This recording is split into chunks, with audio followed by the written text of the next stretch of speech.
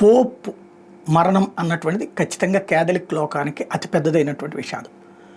రాబోయేటటువంటి రోజుల్లో కొత్త పోప్ని ఎంచుకుంటారు. ఆయన మళ్ళీ ప్రపంచంలో ఉన్నటువంటి క్యాథలిక్లందరినీ ఒక చోట కలిపేటటువంటి ప్రయత్నం చేస్తారు. ప్రపంచవ్యాప్తంగా సేవా కార్యక్రమాల్లో ఈ పోప్ గారికి సంబంధించినటువంటిది ఖచ్చితంగా అభినందనీయమైనటువంటి అంశం. వృద్ధాశ్రమాలు, తర్వాత వృద్ధాశ్రమాలకు ప్రత్యేక ప్రాధాన్యత ఇచ్చుకొచ్చారు. అదే సందర్భంలో అనేక కీలకమైనటువంటి సంస్కరణలు కూడా చేసుకొచ్చారు ఆయన ఈ దఫా. ఎల్జీబీటీ కమ్యూనిటీ విషయంలో కావచ్చు, వృద్ధుల విషయంలో కావచ్చు, అట్లాగే క్రైస్తవ సమాజంలో జరిగినటువంటి కొన్ని తప్పుల్ని సరిదిద్దేటటువంటి ప్రయత్నం చేసుకొచ్చారు. భవిష్యత్తులో అట్లాంటి తప్పులు పునరావృతం కాకుండా చూసుకొచ్చే ప్రయత్నం చేశారు.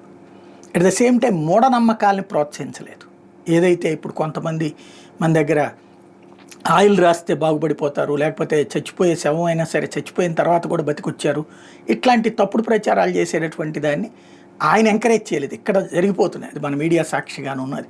కానీ ఆయన మాత్రం అట్లాంటి తప్పుడు ప్రచారం చేయలేదు, బాధ్యతాయుతంగానే సాగారు. ఆయన ప్రస్తుతానికైతే మరణంతో ప్రస్తుతం ప్రపంచవ్యాప్తంగా ఉన్న క్యాథలిక్లందరి ఇళ్లలో కూడా విషాదం నెలకొని ఉంది. భవిష్యత్తులో మరొక పోప్ బాధ్యతలు స్వీకరించేదాకా కూడా ఆ విషాదం కొనసాగుతూ ఉంటుంది.